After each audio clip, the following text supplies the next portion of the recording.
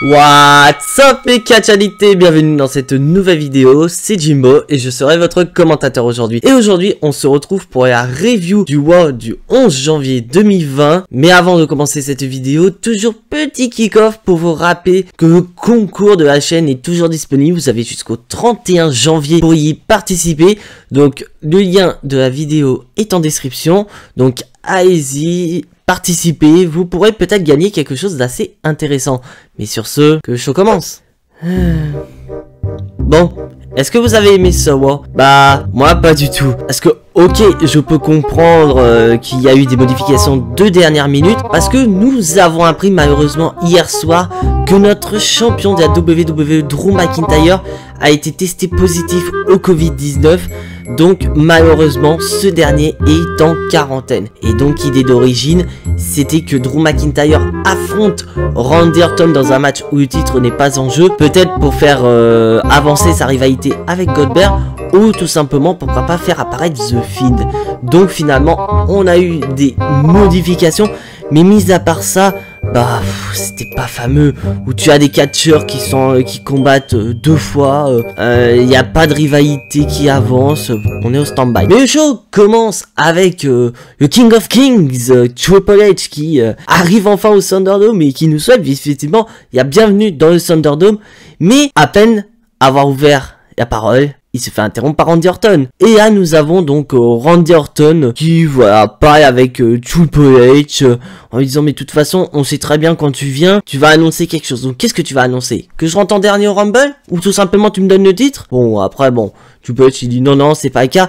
Mais on a vraiment un face-à-face entre Randy Orton et Triple H, où Triple H rappelle les faits de Randy Orton la semaine dernière, parce que la semaine dernière, nous étions à un War Legend, donc différentes légendes étaient présentes, et donc Randy Orton, petit à petit, donc a agressé, soit physiquement ou verbalement les légendes, comme The Big Show, Mark Henry ou encore un Nature Boy Ric Flair. Et donc Triple H se présente en tant qu'ambassadeur des légendes en lui disant, voilà, je comprends ce que tu as fait à The Fiend, tu as brûlé et tout, ça a été bénéfique pour toi, mais je ne vois pas pourquoi tu manques de respect aux légendes alors que ce n'est pas du tout bénéfique pour toi, frère. Et là, franchement, je me suis dit, c'est ça qu'ils auraient dû nous mettre avec la rivalité de Goldberg. Mettez pas Drew McIntyre Goldberg, mettez Goldberg Randy Orton dans ce cas. Et donc là, Randy Orton, il en a marre, il lui dit, mais dans ce cas, pourquoi pas faire un match toi contre moi? Et là, tu lui dis, mais de toute façon, j'ai plus rien à prouver, mec. C'est pas bénéfique pour toi, pour moi, je refuse. Et là, on nous sort une phrase qui marche depuis 10 ans. Tu la sors à n'importe quel moment, t'es sûr que Triple H, il va s'énerver et il va te donner ce que tu veux. C'est-à-dire Orton dit à Triple H, il dit, voilà, de toute façon, on sait très bien que tu peux pas aller chercher tes boules à papa, car c'est ta femme Stéphanie qui est là, et Stéphanie n'est pas là. Orton nous avait fait la même chose il y a de ça 2 ans pour la rivalité au Super Showdown, et CM Punk nous l'a fait il y a 10 ans. Donc franchement, renouvelez-vous quoi, parce qu'on sait que ça va marcher. Et d'ailleurs ça marche, parce que Triple H il accepte le match, parce qu'il pousse plus ou moins Randy Orton, et Randy Orton dit, voilà, je prends ça pour un oui. Bref, mais en revenant à ça, c'est ça qu'ils auraient dû nous mettre dans la rivalité Drew McIntyre-Goldberg. Parce que là, on part sur une rivalité, Goldberg il dit, ouais, McIntyre, tu demandes respect aux légendes, alors que ça n'a pas été fait. D'ailleurs, il a rien dit. Alors que là, Randy Orton, il a vraiment manqué de respect aux légendes. Donc pourquoi pas Goldberg, en tant qu'ambassadeur des légendes, vienne taper à gueule à Randy Orton, sachant que je crois que Goldberg et Orton se sont jamais affrontés en 1 contre 1. Si j'ai bonne mémoire. Mais il se peut que je fasse des erreurs. Dites-moi en commentaire, mais je pense pas que Goldberg et Orton se sont déjà affrontés dans le passé. Et là, on passe au premier match de la soirée, Charlotte Flair face à ESC Event. Et là, on voit clairement que le match, c'est plus ou moins pour répondre des actes de ESC Event la semaine dernière. Parce que pour ceux qui n'ont pas vu Royal Legend, Ric Flair était aux abords du ring pendant le match par équipe entre nos championnes et l'équipe composée de ESC Events et de Peyton Royce. Et à un moment donné, nous avons ESC Events qui a fait du rentre-dedans à Ric Flair. Et au moment où Charlotte Flair allait faire son Natural Selection, Ric Flair a attrapé la jambe de sa fille, ce qui lui a fait perdre le match. Et donc là, grosso modo, ce match est mis que pour ça. Et durant le match, nous avons une Nature Boy Ric Flair qui arrive et qui a tout simplement, je vais dire comment on peut dire, tourner heel sur sa fille. C'est parce qu'à un moment donné, Charlotte Flair fait tomber Jesse Evans, donc ne peut pas répondre. Ric Flair lui met les pieds sur les cordes, donc casse tomber. Charlotte Flair se prend le tombé final, bah elle peut pas se dégager parce que son père a tout simplement bloqué ses jambes. Donc je sais pas quoi dire, on en a marre de ce genre de truc. Et ça avance à rien. Ça va nous faire quoi? Une rivalité entre Asuka et Charlotte Flair contre l'équipe de Jesse Evans et Peyton Royce pour les titres par équipe? Faites-le, parce que de toute façon, la division féminine à Raw, c'est n'importe quoi. On a beau avoir du star power, mais ils savent pas les utiliser correctement. Donc peut-être qu'un renouveau va fonctionner, parce que j'y attends, bordel de merde. On nous dit que Rhea Ripley peut faire ses débuts dans le roster principal. Faites-le. Ou attendez Rumble pour lui faire gagner. En cas, on passe au deuxième match de la soirée, Elias contre Jeff Hardy. Et avant le match, dont nous avons l'entrée d'Elias accompagné bien sûr de Jackson Ryker. Et donc Elias annonce à couleur que Jeff Hardy n'affrontera pas Elias, il affrontera Jackson Ryker. Bah le match, il a été rapide. Un roll-up, victoire de Jackson Ryker. Et on comprend pas, Jeff Hardy prend le micro et il dit à Elias, voilà, t'as peur de m'affronter parce que t'as peur d'admettre que Jackson Ryker est meilleur que toi. Une guerre d'ego mais qui fonctionne à tous les coups à la WWE. Dès que tu sors, que ton partenaire tu supposes que le partenaire de l'autre est meilleur que toi, bah c'est bon, tu as le match. En cas, c'est un des facteurs qui fonctionne beaucoup à la WWE dans les équipes. Si ton adversaire te dit oui mais ton pote est meilleur que toi, tu vas te prouver que tu es meilleur que l'autre. Donc au final tes matchs ils vont être acceptés à 200%. Et là c'est ce qui s'est passé. Parce que Jeff Hardy enchaîne aussitôt sur un match face à Elias. Bon bien sûr match tout à fait normal comme on voit depuis quelques semaines entre Jeff Hardy et Elias. Et on a eu la victoire de Jeff Hardy sur Elias. Donc est-ce que théoriquement Jackson Ryker est meilleur qu'Elias vu que Jackson Ryker a battu Jeff Hardy mais Elias ne l'a pas fait? Affaire à suivre. Et donc là, on passe au prochain match de la soirée, Kissy et Sheamus contre Miz et John Morrison. Mais avant de commencer le match, c'est pourquoi on a ce match? Un petit kick-off pour commencer. C'est parce que tout simplement, on a eu une interview de Kissy suite à son match face à Drew McIntyre qu'on a eu la semaine dernière pour le titre de la WWE. D'ailleurs, un excellent match. Et d'un coup, nous avons Sheamus qui est arrivé. Et voilà, ce dernier rappelle que voilà, Drew McIntyre lui a présenté ses respects à Kissy. Et maintenant, Sheamus demande tout simplement à faire la paix avec Kissy. Et là d'un coup, voilà, nous avons Miz et Morrison qui sont en train de chambrer Kissy et Sheamus. Et au final, bah, suite à cela, Kissy et Sheamus, il a dit, bah, pour bien commencer la paix, allons leur casser la gueule. Et c'est ce qui s'est passé. Mais à noter qu'à un moment, nous avons John Morrison qui est dans un des 4 coins du ring. Kissy lui fait une sorte d'avalanche et nous avons donc le tendeur, donc les fameux tendeurs qui tiennent les cordes à lâcher. Donc à un moment on a vu Kissy qui savait plus vraiment quoi faire, de dire ah merde en fait je suis con, je viens de casser le tendeur, on va finir avec 2 cordes. Bon bien sûr on a eu une pause publicitaire, ils ont réparé le tendeur donc on a eu les 3 cordes. Et donc fin du match où Kissy s'apprête donc à finir le match. Et nous avons Sheamus qui fait le back tag, Brock kick, 1, 2, 3, c'est terminé.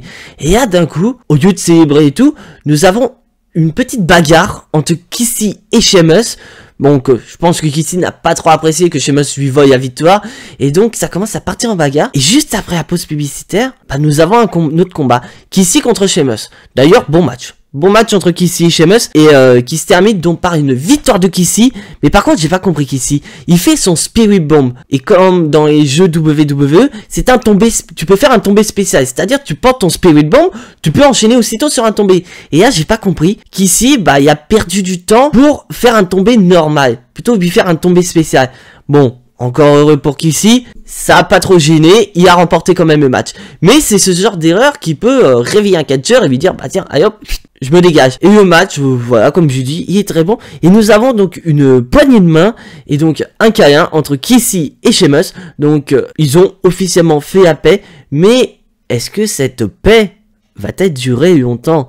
Parce que voilà, on attend tous la trahison de Sheamus face à Drew McIntyre. Et en parlant de Drew McIntyre, donc nous avons notre champion donc en visioconférence qui nous rappelle voilà sa rivalité avec Goldberg en expliquant que voilà suite à son match face à Kissy, ce dernier donc a poussé dans ses limites pour qu'il fasse un excellent match et au moment où il allait s'adresser aux légendes, bah Goldberg est arrivé et ça, il ne l'a pas vu venir. Et donc, il nous rappelle, voilà, que quand il était jeune avec son frère, il adorait regarder Goldberg, savoir qui Goldberg allait démolir, etc. Et que ce dernier a donc du respect pour Goldberg et donc il ne veut pas accepter le challenge. Mais ça, c'était avant que Goldberg le pousse, lui manque de respect. Et donc, Drew McIntyre accepte le challenge de Goldberg et nous avons officiellement Goldberg contre Drew McIntyre pour le titre de champion de la WWE. Et franchement, tes 2 matchs de championnat pour le titre mondial, bah c'est vraiment celui auquel je suis pas vraiment serein parce que bah il y a Goldberg à côté. Donc est-ce que WWE va prendre la bonne décision et faire perdre Goldberg pour que Drew McIntyre soit présenté tellement fort que celui qui affrontera à WrestleMania va se dire putain, faudra peut-être que je sorte les bouchées doubles pour vaincre McIntyre. Je suis curieux de voir ça. Et là, on passe à un match où franchement, j'en ai rien à cirer. Xavier Woods contre T-Bar. Et à noter que Xavier Woods est tout seul parce que on nous a informé que Kofi Kingston fait partie malheureusement de la liste des blessés à la WWE, car apparemment Kofi Kingston souffrirait d'une fracture de la mâchoire. Donc on sait pas pendant combien de temps Kofi Kingston va être absent, mais New Day n'est pas très bien. Et le match, c'est vite fait quoi, victoire de T-Bar, rétribution, voilà, sorte quand même d'une meilleure victoire que contre Ricochet. D'ailleurs Ricochet il était pas là, mais bon, on n'a pas grand chose à dire. Et là on passe à un nouveau match de championnat pour le titre des États-Unis. Ah là, celui-là, on l'a pas vu venir. Riddle face à Bobby Lashley. Bof. Le match, c'est un squash match. Ah bah alors là, direct. Bobby Lashley est présenté tellement fort qu'il a défoncé Riddle. Donc, Full Nelson, abandon. Cette fois-ci, l'arbitre a vu Full Nelson. Là, c'est sûr. Donc, victoire de Bobby Lashley, toujours champion des États-Unis. Et donc, ces derniers remontent à rampe. Et là, d'un coup, j'ai pas compris. Riddle qui prend le micro. Il dit, ok, j'ai pas été capable de battre Bobby Lashley, mais par contre, je peux battre MVP. Toujours cette guerre d'ego, en disant que MVP est plus faible que Bobby Lashley. Bon, en soi, c'est vrai, mais quand même. Et donc, au match, voilà, on passe sur un nouveau match entre Riddle et MVP. Et durant le match, bah, MVP est en difficulté. Et là, d'un coup, nous avons Bobby Lashley qui porte un spear venu de nulle part. Donc, qui donne bien sûr, effectivement, la victoire de Riddle par disqualification. Mais la rivalité entre Riddle et Bobby Lashley est encore très très loin d'être terminé. Donc je pense personnellement. Mais on voit voilà que Bobby Lashley c'est homme fort du Hurt Business. Ça c'est sûr. Mais le truc important c'est qu'on n'a pas eu les 2 autres membres du Hurt Business. Nous n'avons pas eu les champions par équipe de Raw. Nous n'avons pas eu Cedric Alexander et Shelton Benjamin. Donc est-ce que ces derniers sont encore en train de se disputer? Affaire à suivre. Et là on passe à un nouveau match. AJ Styles contre Drew Gulak. Et pourquoi ce match? C'est parce que tout simplement, Drew Gulak a demandé à Adam Pearce d'intégrer ce match du Royal Rumble. Mais Adam Pearce n'a pas voulu, ne veut pas donc mettre Drew Gulak dans le match parce que tout simplement, il en a pas le droit. Ça paraît un peu quiproquo parce que t'es quand même dans un match de championnat, Adam Pearce. D'ailleurs, AJ Styles te le dit que tu pourrais très bien aller à WrestleMania en tant que champion universel. Là, j'en doute. Donc au final, AJ Styles se propose d'affronter Drew Gulak. Et si Drew Gulak remporte le match, il ira au Royal Rumble match. Bah, le match, comme il est dit, voilà, victoire de AJ Styles. Et à un moment, j'ai bien aimé où Drew Gulak est à l'extérieur et il regarde les pieds d'Omos. Et là, il est impressionné par Omos. Mais je lui dis depuis des semaines, putain, WWE, mettez Omos contre Drew McIntyre en rythme, c'est parti. Parce que mec, il y a un charisme de fou. C'est pas possible. Et là, on passe à un nouveau match par équipe. Sur, voilà, Shayna Baszler et Nia Jax contre Mandy Rose et Dana Brooke. Bon, c'est dit ce qu'il dit, voilà, c'est juste un match pour se dire, ouais, bah, il reste encore du temps avant le main event. Et au final, bon, victoire de Shayna Baszler et de Nia Jax. Bon, n'empêche qu'elles ont quand même fait un bon travail d'équipe, mais bon, où est-ce que ça va mener? Ça va mener à rien, cette rivalité. Parce que, on voit clairement que du côté division par équipe, c'est Lacey Evans et Peyton Royce qui vont être les challengers numéro 1 au titre de Charlotte Flair et d'Asuka.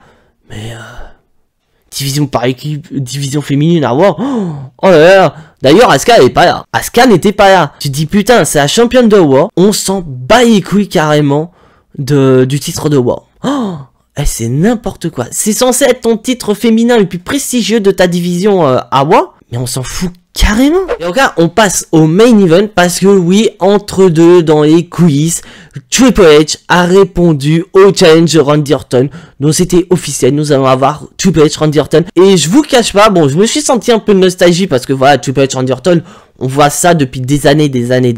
Mais le fait de revoir Triple H avec son manteau en cuir, avec son thème de catcheur, je me suis retrouvé rajeuni plusieurs années. Et franchement, j'ai bien aimé. Mais bon, entre nous, c'était pas vraiment un match. C'était plus, voilà, une bagarre parce qu'il n'y avait pas du tout d'arbitre. Et voilà, les deux étaient en train de se taper sur la gueule comme on avait eu dans les générations Catch Attack. Et bien sûr, à un moment donné, nous avons Triple H qui va récupérer sa meilleure amie, Yamasu, le Sledgehammer. Et à un moment donné, nous avons eu des petits jeux de lumière à la The Fiend. Et d'un coup, donc Triple H soulève son Sledgehammer et le bout de son Sledgehammer, donc la partie métallique de son Sledgehammer, était en feu. Donc un peu comme si c'était une torche.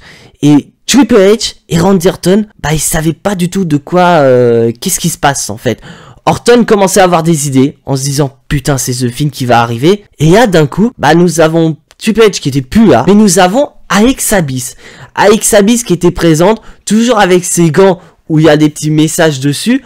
Et donc là, elle a levé le gant gauche où il y a écrit Pain.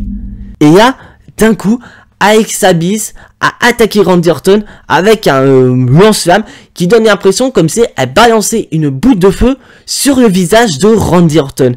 Et là, franchement, j'ai trouvé ça bizarre et assez surprenant. Et donc, les choses se terminent avec Alexa Bliss qui est toute contente et Randy Orton, voilà, qui a le visage brûlé. Bon, bien sûr, je tiens à vous rappeler, c'est scénarisé, donc Orton, il s'est pas réellement brouillé le visage quand même. WWE, ils sont pas fous à ce point-là. Donc voilà, je vais mettre mon top et flop. Donc on va commencer par le flop de la soirée. Bah en flop, toujours la division féminine. Ah là franchement, la division féminine, c'est n'importe quoi. Tu nous mets Ric Flair pour créer une rivalité par équipe, mais le titre de War, tout le monde s'en fout. Ah là, trahison de Charles Flair, ah là, pour le moment, tout le monde s'en fout. Clairement. Et là, on va passer au top de la soirée.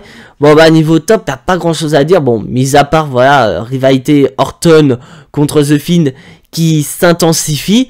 Bon, ok, je peux comprendre qu'il y en a qui gueulent parce que Triple H est revenu. Mais après, le problème, c'est que WWE a dû faire rapidement parce que voilà, suite au contrôle positif de Drew McIntyre au Covid-19, bah, WWE a dû intervenir rapidement parce que je pense que ce segment avec Alexa Bliss, c'était prévu que au final on aurait dû avoir le match Randy Orton contre Drew McIntyre et à un moment donné dans le match, on aurait eu Alexa Bliss qui sera apparu à la place de Drew McIntyre, le jet de flamme et c'était bon. Mais pour moi, franchement, j'ai bien aimé et ça confirme encore plus la rivalité entre Randy Orton et The Fiend. Bon, bien sûr, le problème, c'est que bah le segment avec Triple H, j'aurais peut-être plus aimé que ce soit Goldberg qui le fasse pour qu'on ait vraiment un Goldberg contre Drew McIntyre. Non, on l'a, ça c'est sûr. Mais une rivalité entre Goldberg et Randy Orton, ça aurait été peut-être un peu plus judicieux et ça aurait justifié le manque de respect envers les légendes, alors que Drew McIntyre, bah, il n'y a même pas manqué de respect parce que comme je l'ai dit, le problème, c'est que dans cette rivalité-là, bah, McIntyre, il a rien dit, quoi. Enfin bref, bon, on a le match qui est annoncé au Rumble. Bon, bien sûr, on a quelques noms qui se sont rajoutés dans le Rumble. Mais bon, pour le moment, on a des favoris, mais on n'a aucun nom qui est sorti pour l'instant. Donc, restez connectés sur la chaîne, parce que dans les semaines à venir, je vous présenterai les favoris pour les deux Royal Rumble et mon avis personnel sur ses favoris. Donc voilà, cette review de War est officiellement terminée. Si tu n'es pas abonné à la chaîne, je t'invite à t'y abonner juste ici, à activer la petite cloche pour être notifié des prochaines vidéos et surtout lâcher un maximum de pouces bleus qui fait plaisir à la chaîne. Et surtout, en attendant la prochaine vidéo, soyez tous très très fiers d'être des catch addicts et n'oubliez pas que catch c'est la vie, que catch est vie. C'était Jimbo, je vous fais des bisous et à la prochaine.